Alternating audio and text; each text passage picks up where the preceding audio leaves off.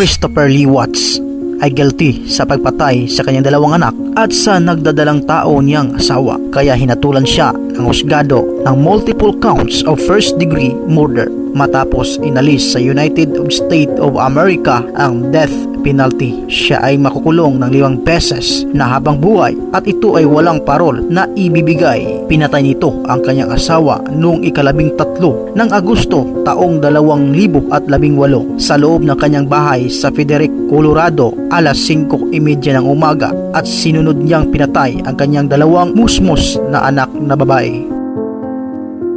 Paano ba humantong ang pangyayari na ito? Ano ang dahilan sa pagpatay niya sa kanyang asawa? Bakit kaya niya pinatay rin kasama ang kanyang mga anak? Bago nangyari ang nasabing pagpatay niya sa kanyang asawa at anak, si Christopher Lee Watts at ang kanyang malambing at mabait na asawa na si Shannon Catherine Watts ay naninirahan sa Aberdeen, North Carolina at nagkita sila noong taong ika-2010. Sa 2 taon nilang magkasintahan, napagtanto nila na sila ay nagmamahalan ng lubos at doon nasabi ni Christopher na si Shannon na ang babae para sa kanya na gusto niyang makasama sa buhay. Kaya nagpakasal ang dalawa sa Mecklenburg noong ika-3 ng Nobyembre 2012. Naging masaya ang kanilang pagsasama bilang mag-asawa at mas lalo pang naging maganda ang buhay para sa kanila nang biniyayaan sila ng 2 anak na sila Bella Marie Watts at Celeste Catherine Watts. Sa kanilang 8 taon na pagsasama ay masasabi natin na ang pamilya nila ay isang magandang halimbawa para sa lahat dahil walang animoy problema ang pamilya Watts, dahil kahit ang malapit na pamilya nila o ang kaibigan maging ang mga tao na nakakilala sa kanila ay hindi batid kung sila ba ay nag-aaway mag-asawa, dahil madalas kasi nilang makikita sa social media mula sa post ni Shannon ang mga larawan o mga videos na nagpapahiwatig ng napaka-perpekto nilang pamilya na masayang masaya kasama ang kanilang mga anak. Halimbawa na lamang noong nagpost ng mga videos si Shannon na masaya niyang ibinalita sa kanyang asawa nang siya ay buntis na at lalaki ang kanilang magiging anak, pero sa totoo ay hindi pala naging masaya ang kanyang mister sa likod ng kamera na ipinakita ng kanyang asawa. Hindi alam ni Shannon na meron palang lihim na relasyon ang kanyang mister sa ibang babae at hindi na ito masaya sa kanilang pagsasama. Si Christopher ay nagtatrabaho bilang supervisor sa Anadarko Petroleum, samantala si Shannon naman ay nagtatrabaho bilang isang independent representative at nagbibenta ng produkto na tinawag na Thrive. Nooy, nagdadalang tao na pala sa pang-3 nilang anak si Shannon na isa palang lalaki na nooy papangalanan sana nilang Nico Lee Watts. Subalit si Christopher ay ayaw pala ang kanyang pagbubuntis. Noong ika-13 ng Agosto taong 2018 ng 48 minuto pasado 1:00 ng umaga, si Shannon ay umuwi sa kanilang bahay galing sa business trip sa Arizona. Nakisakay ito sa kanyang kasamahan sa trabaho na si Nicole Otoff Atkinson na naging kaibigan niya, samantala si Christopher ay nasa bahay lamang kasama ang kanyang 2 anak. Pagkatapos ng araw na iyon, ang kanyang kaibigan at kasama sa trabaho na si Atkinson ay hindi na nakatanggap ng tawag at text galing kang Shannon. Kahit ilang text at tawag na ay wala pa ring reply si Shannon, at nalaman din niya na hindi ito nakapunta sa kanyang doktor na noon sana ay magpa-check up sa kanyang tiyan. Nagtaka na rin ang mga kasamahan sa trabaho ni Shannon dahil hindi na ito nakapunta sa kanilang business meeting, kaya binisita ni Atkinson ang bahay nito. Kahit anong doorbell niya sa labas ng bahay ay walang taong sumasagot sa kanya. Halos sumigaw na si Atkinson sa pagtawag sa pangalan ni Shannon mula sa pinto, pero wala palang tao sa loob. Sa takot at pagkataranta niya, kaya naisipan niya na tumawag na siya ng pulis. Madali namang dumating ang pulis sa lugar. Sinabi niya sa pulis na ang kanyang kaibigan ay nawawala at humingi siya ng tulong sa paghanap ng kanyang kaibigan na ilang araw na hindi nakapasok sa trabaho.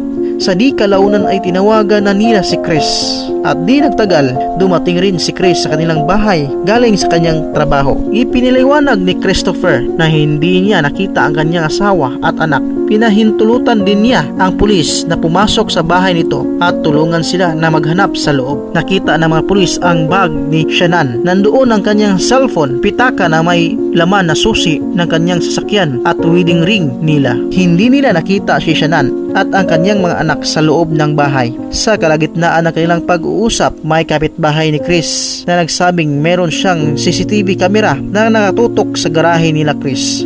Kaya tiningnan nila ito at habang tumitingin sila sa CCTV, parang balisa si Chris na nahalata naman ng pulis. Pero hindi nila nakita ang pangyayari at sinabi ni Chris na umalis talaga si Shannan kasama ang kanyang anak.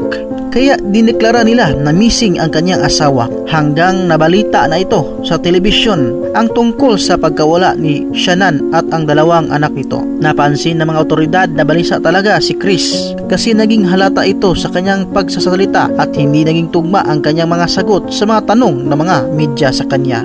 Naghalungkat ulit ang FBI sa bahay ni Christopher. Nagdala sila ng aso upang madali nilang makita ang kanilang hinahanap. Doon nakakita sila ng white bed sa basurahan na naging ebidensya ng kapulisan hanggang lumantag ang naging kasintahan ni Christopher na si Nicole Kissinger. Nakasamahan pala nito sa kanyang trabaho. Lumapit sa mga pulis si Nicole. Doon sinabi niya na si Chris ay nagsinungaling sa kanya dahil sinabi ni Chris sa kanya ay matagal na silang naghiwalay ng kanyang asawa na malapit na silang mag-divorce at sila na ni Chris ang magpapakasal. Humingi pa ito ng tulong sa kanya na hanapan ng apartment ang kanyang dalawang anak upang doon niya ito patitirahin. Lumantag siya para magbigay impormasyon dahil nakita ni Nicole sa balita na hindi pala totoo ang sinabi ni Chris, na puro pala ito kasinungalingan na nagkaroon ng lead ang mga pulis tungkol sa kaso.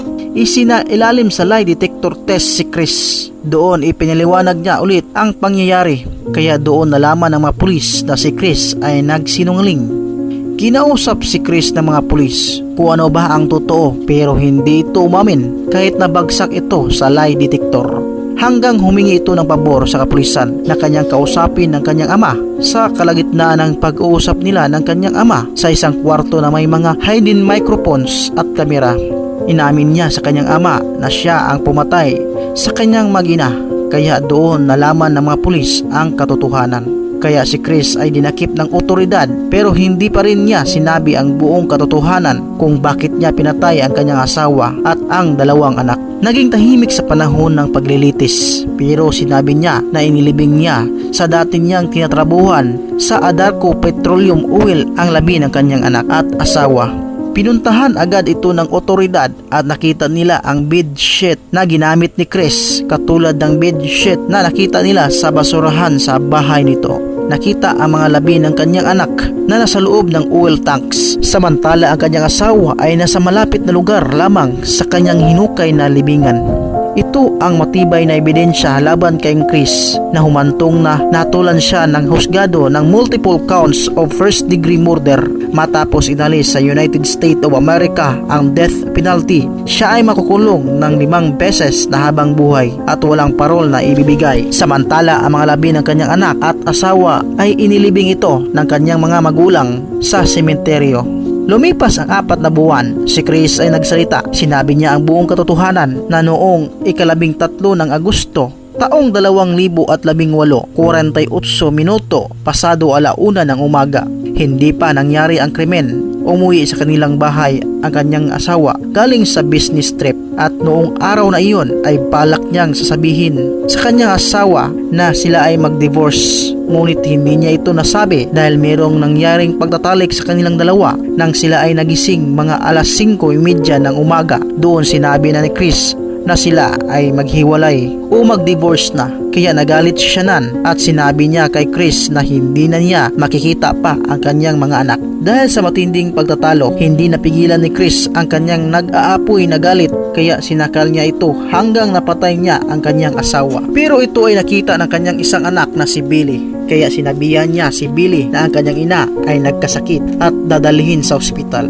Kaya sila ay sumakay sa sasakyan na pagbabayari ng kanyang kumpanya. Hindi niya ito dinala sa ospital ang kanyang asawa dahil dinala niya ito sa Adarko Petroleum sa kanyang pinagtatrabahuan at inilibing niya ang kanyang asawa at doon niya ginawa ang pagpatay sa kanyang dalawang anak. Ang mga labi nito ay inilagay niya sa dalawang oil tanks. Samantala, dahil sa diwaring kalungkutan at matinding galit sa anak dahil sa walang awang ginawa ni Christopher, kaya ang mga magulang nito ay nagpakamatay matapos nalaman ang karumal-dumal na pagpatay ni Chris sa kanyang anak at nagdadalang tao na asawa. Si Chris ngayon ay nakakulong sa Dodge Correctional Institution. Ito ay isang maximum security prison na sa Waupun, Wisconsin.